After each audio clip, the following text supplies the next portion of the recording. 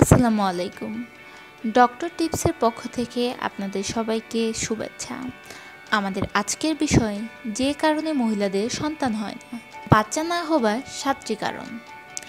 যে মহিলার জরায়ু, যাকে বাচ্চারানী বলা হয়, এটি যদি উল্টে যায় তো সেই মহিলার বাচ্চা গর্ভে আসে না। এটা বাচ্চা না হবার একটি উদাহরণ। যখন সহবাস করা শেষ হয়ে যাবে আর যদি মহিলার মাথায় কোনো রকম ব্যথা হয়, তখন এটা বোঝা যাবে যে মহিলার জরায়ু উল্টে গেছে।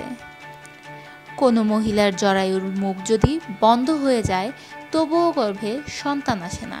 এই আলামতের উদাহরণ, সহবাসের পরে মহিলাদের গুপ্ত অঙ্গ এবং জরায়ু ও সারা শরীর কম ও বেশি ব্যথা করে, আর চেহারা কিছু হলুদ হলুদ ভাব চলে আসে। তখন বুঝতে হবে যে জরায়ুর মুখ বন্ধ হয়ে গেছে। জরায়ু, যাকে বাচ্চাদানি বলা হয়, তার মুখের উপরে যদি কোনো রকম জখম বা ঘা বা মাংস ও চর্বি চলে আসে, তখনও সে মহিলা গর্ভবতী হয় না।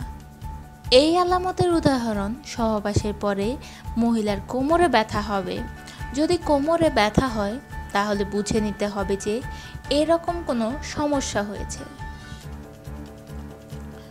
জরায়ুর মুখে ইনফেকশন বা ব্যাকটেরিয়া হয়ে যাওয়া, যা গর্ভে সন্তান আসতে দেয় না। সেই ব্যাকটেরিয়ার বীর্যতে ব্যাকটেরিয়াকে খেয়ে ফেলে, এই কারণে সন্তান গর্ভে আসে না। এর উদাহরণ, সহবাসের পরে হাড়ে হাড়ে ব্যথা হবে আর গুপ্ত অঙ্গেও ব্যথা হবে। জরায়ু, যাকে বাচ্চাদানি বলা হয়, ওখানে পরিমাণ থেকে বেশি গর্মি পয়দা হয়ে যাওয়ার মহিলারা গর্ভবতী হয় না। এর লক্ষণ হচ্ছে বুক সব সময় ধড়ফড় করবে ও বুকে ব্যথা থাকবে।